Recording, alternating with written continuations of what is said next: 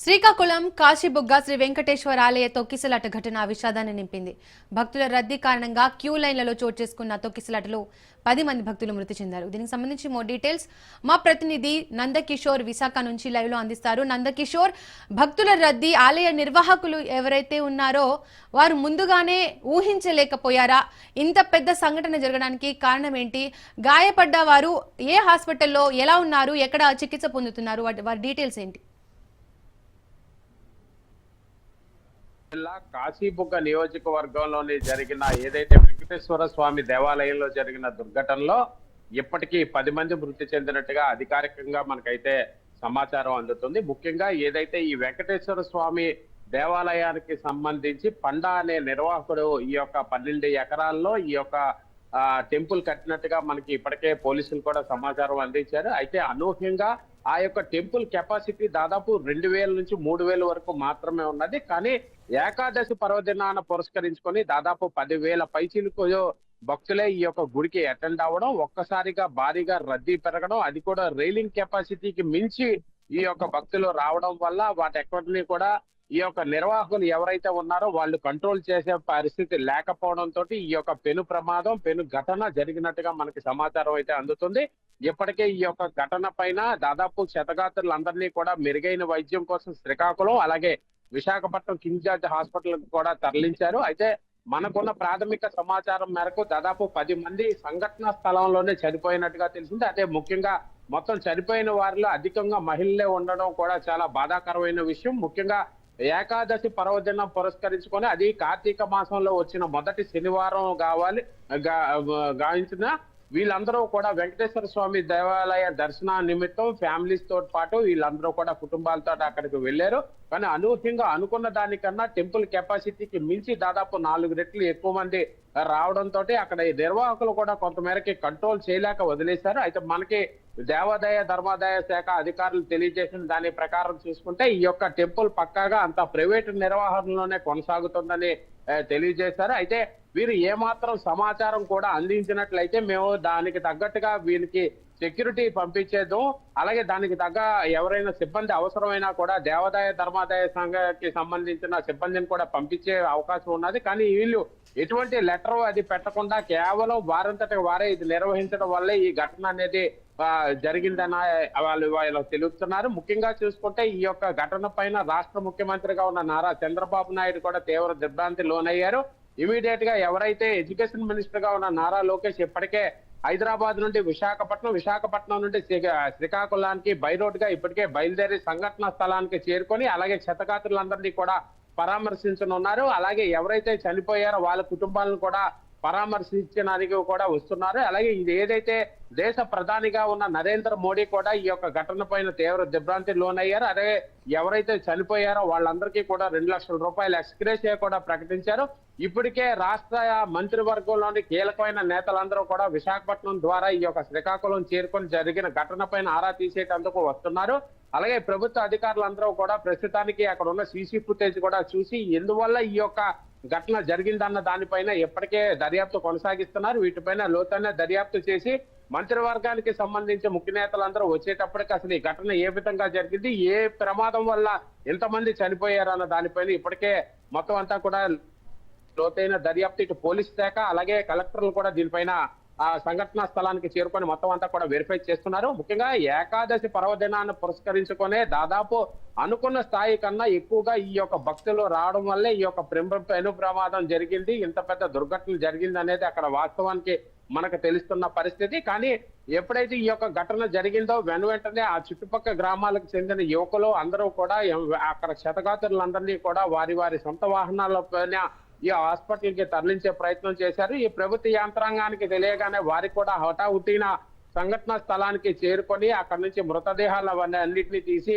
ఈ యొక్క శ్రీకాకుళానికి సంబంధించి ఏదైతే గవర్నమెంట్ హాస్పిటల్ కి పంపించే ప్రయత్నం కూడా చేశారు. ఎవరైతే క్షతగాత్రులు బాగా తీవ్ర గాయాలైన వారు వీళ్ళందరినీ మెరుగైన వైద్యం కోసం ఇప్పటికే ప్రభుత్వ ఆసుపత్రుల నుంచి ప్రైవేట్ ఆసుపత్రులకు కూడా పంపించారు. అలాగే నారా చంద్రబాబు నాయుడు ఎవరైతే ఆంధ్రప్రదేశ్ రాష్ట్ర ముఖ్యమంత్రిగా ఉన్నారో నారా చంద్రబాబు నాయుడు కూడా ఈ యొక్క వైద్యం విషయంలో ఎక్కడా కూడా కాంప్రమైజ్ అవ్వకూడదు, ప్రతి ఒక్కరు కూడా మంచి వైద్యం అందించే దిశగా ప్రయత్నాలు చేయాలని ఇప్పటికే శ్రీకాకుళం కలెక్టర్ కూడా ఆదేశాలు జారీ చేశారు. అయితే దేవాదాయ ధర్మాదాయ శాఖ అధికారులు కూడా తెలియజేసింది. క్లియర్ గా ఈ యొక్క ఏదైతే దేవాలయం ఉన్నదో అది క్లియర్ గా ప్రైవేట్ వ్యక్తుల యొక్క నిర్వహణలో ఉండడమే. ప్రైవేట్ వ్యక్తులు ఈ యొక్క నిర్వహణ చేస్తున్నప్పుడు ప్రభుత్వ అధికారులకు కానీ అలాగే పోలీసులకు కానీ కొంత మేరకు సెక్యూరిటీ పరంగా ఏమైనా లెటర్ ఇచ్చినట్లయితే మేము వాటన్నిటిని కూడా సపోర్ట్ చేసే విధంగా ఉంటాం. కానీ వీరు ఇప్పటికొచ్చి వారి యొక్క ఇన్ఫర్మేషన్ ఏది కూడా ఇవ్వకపోవడమే ప్రధానంగా ఈ యొక్క ఘటన జరగడానికి ప్రధాన కారణంగా చెప్తున్నారు. అయితే ఏదైనప్పటికీ కూడా దేవుణ్ణి దర్శించుకొని అది కూడా ఈ యొక్క ఏకాదశి పర్వదినాన్ని పురస్కరించుకొని దేవుణ్ణి చూసి ఇంటికి వెళ్ళిపోదామని అనుకున్న వాళ్ళు, అలాగే వాళ్ళ కోసం ఇంటి దగ్గర ఎదురు చూస్తున్న వాళ్ళకి ఒక్కసారిగా తమ బంధువులు అలాగే రక్త సంబంధికులు ఇలాగా తిరిగి రాని కాన లోకాలకు వెళ్ళిపోయారని తెలియగానే ఆ యొక్క కుటుంబాల్లోనైతే బాగా ఈ యొక్క బాధాకరమైన విషయం అనే చెప్పాలి. ఎందుకంటే గుడికి వెళ్ళి దేవుడిని దర్శించుకొని వస్తానన్న వ్యక్తులు ఆ దేవుడి దగ్గరికే వెళ్ళిపోయాడు అని అనేది చాలా తీవ్ర విషాదకరంగా ఉన్నది. అక్కడ కాశీబుగ్గ పరిసర ప్రాంతాలకు సంబంధించిన ప్రజలందరూ, ముఖ్యంగా శ్రీకాకుళం వాసులందరికీ కూడా ఈ యొక్క కాశీబుగ్గకి సంబంధించి వెంకటేశ్వర స్వామి అంటే చాలా అభిమానం. ఎందుకంటే కలియుగ వైకుంఠ దేవుడిగా ఉన్న వెంకటేశ్వర స్వామిని, అది కూడా ఇటువంటి పర్వదినాన కార్తీక మాసానికి సంబంధించి ఫస్ట్ శనివారం అవడం, అది కూడా ఏకాదశి రావడం తోటి వీరందరూ కూడా ఆ యొక్క గుడికి అనుకున్న స్థాయి కన్నా ఎక్కువగా జనాలు వెళ్లి స్వామివారి దర్శనం చేసుకుందాం అనుకున్నారు. కానీ రైలింగ్ మీద ఒక్కసారిగా బ్యాక్ సైడ్ ఉన్న భక్తులందరూ కూడా ముందు వారి మీదకి రావడం, ఆ రైలింగ్ పక్కకు పడిపోవడం, వాళ్ళందరి మీద ఈ వెనకనున్న భక్తులందరూ పడిపోవడమే. ఆ మధ్యలో ఉన్న ఈ వృద్ధులు, మహిళలు ఇటువంటి వారందరూ కూడా అక్కడికక్కడే ప్రాణాలు విడిచారు. కొంతమందికి ఈ యొక్క శ్వాస అందక, కొంతమందికి రిబ్స్ విరిగిపోయి వీరందరూ రకరకాల కారణాలతో అక్కడ చనిపోయినట్టుగా ఇప్పటికే డాక్టర్లు కూడా ధృవీకరించారు. వాళ్ళందరికీ అంటే కొంతమేరకు ఎవరైతే చిన్న చిన్న దెబ్బలు తగిలాయో వాళ్ళందరికీ కూడా ఇమీడియట్ గా గవర్నమెంట్ హాస్పిటల్ తరలించారు. వారికి మెరుగైన వైద్యం కూడా అన్ని అందించే ప్రయత్నం చేస్తున్నారు. ఏదేమైనప్పటికీ కూడా ఇటువంటి పర్వదినాన అది వెంకటేశ్వర స్వామి గుడిలో ఇంతమంది చనిపోవడం, ఇంతమంది క్షతగాతులు రావడం అనేది మొత్తం యావత్ వెంకటేశ్వర స్వామి భక్తులందరికీ కూడా ఇది తీవ్ర విషాదంగా జరిగింది. అలాగే రాష్ట్ర ప్రభుత్వానికి సంబంధించిన ఉన్నతాధికారులు అలాగే ఇటు మంత్రివర్గ ఉపసంఘం ఉన్న మినిస్టర్స్ అందరూ కూడా దీనిపైన తీవ్ర దిగ్భ్రాంతి లోనయ్యారు. అలాగే ఎవరైతే మంత్రిగా ఉన్న అచ్చెన్నాయుడు కూడా స్పాట్ కు వెళ్లి వెంటనే వాళ్ళందరూ క్షతగాత్రులందరితోటి మాట్లాడారు. బంధువుల యొక్క రోదన అరణ్య రోదన అని చెప్పాలి. బాబు మా అమ్మాయి ఇప్పుడే దేవుని చూడడానికి వెళ్లి లోపలికి వెళ్ళి ఇలా శవం బయటకు వచ్చింది అని చెప్పి డైరెక్ట్ గా బాధితులందరూ కూడా అచ్చెన్నాయుడికి చెప్తూ ఉంటే అక్కడ చుట్టుపక్కల ఉన్న వాళ్ళందరికీ కూడా కళ్ళు చెమ్మగిల్లాయి. ఎందుకంటే అంత బాధాకరమైన విషయం. పర్వదినాన్న రోజున వాళ్ళ ఇంటి బంధువులు పిల్లలు తిరిగి కానరాని లోకాలకు వెళ్ళిపోయారని వాళ్ళు చెప్తున్న పరిస్థితిని చూస్తే అక్కడ విషాద ఛాయలు అనేవి అలమరుకునే ఉన్నాయి. ఇదే తరుణంలో చూసుకుంటే ఇటువంటి ఘటనలు పునరావృతం అవ్వకుండా రాష్ట్ర ప్రభుత్వం ఇప్పటికైనా ప్రైవేటు దేవాలయాలకు సంబంధించిన మొత్తం ఇన్ఫర్మేషన్ అంతా తీసుకొని ఇటువంటి పర్వదినాల టైంలోని కొంత మేరకు దేవాదాయ ధర్మాదాయ శాఖకు సంబంధించిన సిబ్బందిని అలాగే పోలీస్ సిబ్బందిని కూడా అక్కడ డిప్లాయ్మెంట్ చేసి ఇటువంటి ఘటనలు పునరావృతం అవ్వకుండా ఉంటది. నందకుమార్, ఆ ఆలయానికి ఎటువంటి పర్మిషన్స్ లేవని కూడా సీఎం చంద్రబాబు అంటున్నారు. ఆలయ నిర్వాహకులు ఏమంటున్నారు? వారేమైనా స్పందించారా? ముఖ్యంగా ఏదైతే ఇప్పుడు ఈ యొక్క శ్రీకాకుళం జిల్లా కాశీబుగ్గలో ఉన్న ఈ వెంకటేశ్వర స్వామి దేవాలయం ఒక ప్రైవేటు వ్యక్తి, అంటే అతనికి వెంకటేశ్వర స్వామి మీద ఉన్న భక్తి మేరకు దాదాపు 12 ఎకరాల సువిశాల స్థలంలో 10 ఎకరాలుగా ఈ యొక్క గుడిని కట్టించినట్టుగా మనకు సమాచారం అయితే అందుతుంది. అయితే కట్టించిన వ్యక్తి పేరు కూడా పండ. అతను ఈ యొక్క వెంకటేశ్వర స్వామి యొక్క పరమ భక్తుడు. అంటే అలా కలియుగ వైకుంఠ వెంకటేశ్వర స్వామిని తమ గ్రామంలోని కూడా ప్రతిరోజు చూడాలి, అలాగే ఇక్కడున్న భక్తులందరూ కూడా స్వామి యొక్క సేవ చేసుకోవాలని ఒకే ఒక దృక్పథంతో అంత పెద్ద గుడి కట్టారు. కానీ ఒక్కసారిగా ఇంత పెద్దగా భక్తులు వస్తారని అతను కూడా ఊహించలేదనేదే ప్రధానంగా మనకు తెలుస్తోంది. కానీ ఒకవేళ అలా జనాలు ఎక్కువ వచ్చినట్లయితే, భక్తులు ఎక్కువ వచ్చినట్లయితే వాటి ఇన్ఫర్మేషన్ ఇచ్చే ప్రయత్నం చేస్తాను. అది కూడా ఈ పండ అన్న వ్యక్తికి కూడా దాదాపు 80 సంవత్సరాల పైచిలుకున్న వృద్ధుడు. కేవలం స్వామి భక్తితోటే ఇటువంటి దేవాలయం కట్టామని చెప్పారు. కానీ అనూహ్యంగా ఇటువంటి దుర్ఘటన జరగడం, ముఖ్యంగా దేవాదాయ ధర్మాదాయ శాఖ అధికారులు కూడా దీనిపైన వెరిఫై చేసి ఇది పక్కాగా ఓన్లీ ప్రైవేట్ వ్యక్తులు నిర్వహిస్తున్న టెంపుల్ గానే తెలియజేశారు. కానీ ఇకపైన ఇటువంటి ప్రైవేటు వ్యక్తులు ఎవరైతే ప్రైవేటు దేవాలయాలు మెయింటైన్ చేస్తారో వాళ్ళందరూ కూడా ఈ ఇన్ఫర్మేషన్, అంటే ఇటువంటి పర్వదినాల పెద్ద పెద్ద ఏవైనా పండుగలు కానీ ఇటువంటి ఏవైనా సందర్భాలు ఉన్నట్లయితే ప్రభుత్వానికి ఒక నివేదిక కానీ అటు పోలీస్ డిపార్ట్మెంట్ కానీ సెక్యూరిటీ నిమిత్తం అడిగినట్లయితే ఇటువంటి ఘటనలు పునరావృతం అవ్వదని చెప్పి ఇప్పటికే రాష్ట్ర ఉన్నతాధికారులు అందరూ చేశారు. ఇప్పుడు ఇదే పనిగా ఇప్పుడు దేవాదాయ ధర్మాదాయ శాఖ ఏం చేస్తుందంటే మొత్తం రాష్ట్రంలో ఉన్న ప్రైవేట్ దేవాలయాలకు సంబంధించి మొత్తం ఇన్ఫర్మేషన్ అంతా తీసుకొని ప్రభుత్వం దగ్గర పెట్టుకునే పరిస్థితుల్లో ఇప్పటికే అధికారులందరూ నిమగ్నం అయ్యారు. ఇటువంటి ఘటనలు పునరావృతం కాకుండా ఉండేటందుకు తక్షణ చర్యలు ఏమేమి చేయాలో అవన్నీ కూడా దేవాదాయ ధర్మాదాయ శాఖ అధికారులు చేస్తున్నారు. నందకుమార్, ఈ ఘటన తర్వాత అక్కడ ఎలా ఉంది? భక్తులు ఇంకా అక్కడే ఉన్నారా? ఘటనకు సంబంధించి భక్తులు ఏమంటున్నారు? ముఖ్యంగా మనం చూసుకుంటే ఈ యొక్క ఘటన దాదాపు 11 నుండి 12 గంటల మధ్యన జరిగినట్టుగా మనకైతే సమాచారం అందుతుంది. అయితే ఘటన జరిగిన దగ్గర నుంచి వెంటనే ఎప్పుడైతే ఒక్కసారిగా అంటే తోపులాట భగవంతుణ్ణి చూడాలన్న ఆరాటంలో జరిగిన ఈ యొక్క తోపులాట, అలాగే ఆ రైలింగ్ అనేది ఒక్కసారిగా విరిగి పడడం, వెనకాల ఉన్న భక్తులందరూ కూడా ముందు భక్తుల మీద పడడం, అందులోని ముఖ్యంగా వృద్ధులు, మహిళలు ఇటువంటి వారు ఉండడం, వాళ్ళందరికీ కొన్ని ప్రాబ్లమ్స్ ఉండడం వల్ల ఏమో వెనకనున్న భక్తులందరూ కూడా ఒకసారిగా పడిపోవడం, ఊపిరి ఆడలేని పరిస్థితి, ఒక అయోమయ గందరగోళ పరిస్థితి ఎప్పుడైతే ఏర్పడిందో ఇమ్మీడియట్ గా ఎవరికి ఏం జరుగుతుందో తెలియని ఒక హైరానాలోని భక్తులందరూ చెల్లా చెదురైపోతున్న ఘటనలో కొంత మేరకు అక్కడ తొక్కిసలాట జరగడం, అందులో కొంతమంది మహిళలు అక్కడికక్కడే చనిపోవడం అనేది చాలా యాదృచ్ఛికంగా అప్పటికప్పుడు 10 నిమిషాల్లో మొత్తం అక్కడ విషాద ఛాయలు అనేది అలుముకున్నాయి. ఒక్కసారిగా తమ పక్కన నించున్న తోటి భక్తులు, బంధువులు ఆ విగత జీవులు అయిపోయారు, మృతదేహాలుగా కనబడుతున్నారు అన్నప్పటికీ చూసుకున్న ఆ బంధువుల తాలూకా, ఆ బాధితుల తాలూకా బంధువులు వీళ్ళందరూ కూడా ఒక్కసారిగా అవాక్కయ్యి రక్షించండి రక్షించండి అని చెప్పి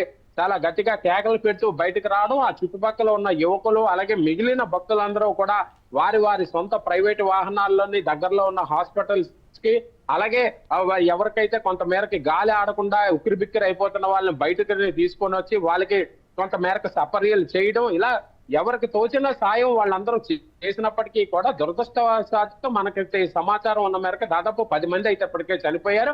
క్షతగాత్రులందరినీ కూడా అక్కడ కాశీబుగ్గ ప్రైవేట్ గవర్నమెంట్ హాస్పిటల్లోనికి అలాగే ప్రైవేట్ హాస్పిటల్లో కూడా ఇమ్మీడియట్ గా తరలించారు.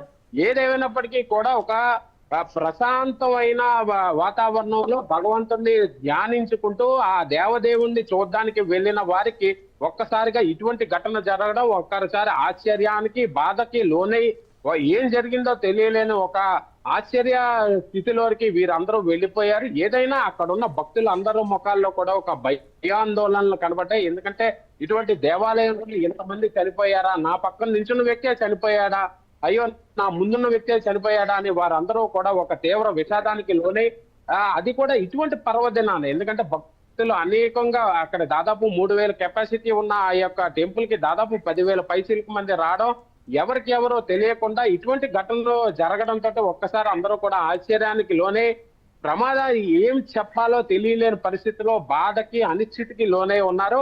అయితే ఇప్పుడు ప్రస్తుతానికి మటుకు కాశీ బుగ్గలోనే ఉన్న ఈ యొక్క దేవాలయం ఏదైతే విషాద ఛాయలు అలుముకొని ఉన్నాయి, భక్తులందరూ కూడా చాలా మౌనంగా ఉన్నారు.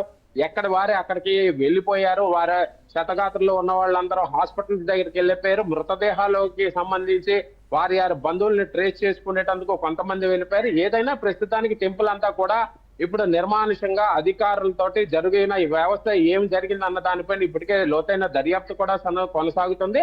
అలాగే ఈ యొక్క టెంపుల్లో ఉన్న సీసీ ఫుటేజ్ కూడా తీసి దానిపైన దర్యాప్తు చేసేటందుకు ఇప్పుడే ఉన్నతాధికారులు అందరూ కూడా టెంపుల్ దగ్గరికి చేరుకొని వారి వారి దర్యాప్తులో భాగంగా ఏమేమి చేయాలో అవన్నీ అక్కడ ప్రస్తుతానికి చేస్తున్నారు. అయితే ఇదే తరుణంలో ఇటు నారా లోకేష్ కూడా ఇక్కడ ప్రస్తుతానికి సంఘటనా స్థలానికి వచ్చి బాధితుల్ని అలాగే క్షతగాత్రుల్ని పరామర్శించే అవకాశం ఉన్న నేపథ్యంలో అధికారులు కూడా మొత్తం ఈ ఎవరైతే లోకేష్ వస్తున్నారు కాబట్టి ఆ యొక్క వర్క్స్ లోని అలాగే వానికి వివరించే దిశగా ఇప్పటికే రిపోర్ట్ అంతా కూడా రెడీ చేస్తున్నాం. నందకుమార్, అసలు ఆలయానికి సెక్యూరిటీ సిబ్బంది ఉన్నారా? ప్రస్తుతానికి మనకున్న సమాచారం మేరకు అయితే ఆలయానికి ప్రధానంగా ఒక పెద్ద గేట్ ఉన్నట్టుగానే మనకు తెలియజేస్తున్నారు. సెక్యూరిటీ అన్న వ్యక్తులు అయితే అక్కడ ఎవరూ లేరు. కేవలం ఆ పండా అన్న వ్యక్తి ఎవరైతే ఉన్నారో ఆయన మాత్రమే ఆ యొక్క డోర్ తీసి అలా కూర్చుంటారు. ఈ వచ్చే భక్తులందరూ కూడా రావడం, దేవుణ్ణి దర్శనం చేసుకోవడం, వెళ్ళిపోవడం ఇలాగే జరుగుతుంది. కానీ ప్రధానంగా ఆ ఆలయానికి ఏంటంటే ప్రైవేట్ వ్యక్తి మెయింటైన్ చేస్తున్న దానికి, అది కూడా ఆ పండా అన్న వ్యక్తికి దాదాపు 80 ఏళ్ల పైచిలకు ఉన్న వ్యక్తి కేవలం దేవుణ్ణి అందరికీ చూపించాలి అన్న భక్తి దీంట్లోనే ఉన్నారు. కానీ ఇంత సెక్యూరిటీ అవన్నీ కూడా ఆయన కూడా ఆలోచించలేదనే చెప్పాలి మనకున్న సమాచారం మేరకు. ఏదేమైనా ఇప్పటి వరకు ఏం లోటుపాట్లు ఉన్నాయి అన్న దానిపైన అధికారులు ఇప్పటికే దానిపైన ఒక ఎంక్వైరీ రిపోర్ట్ అయితే రెడీ చేస్తున్నారు. చేస్తున్నారు. దానిపైన ఈ యొక్క ప్రభుత్వం ఎటువంటి తదుపరి చర్యలు తీసుకుంటుంది అనేది కూడా మనం వేచి చూడాలి. Right Nandakumar, thank you.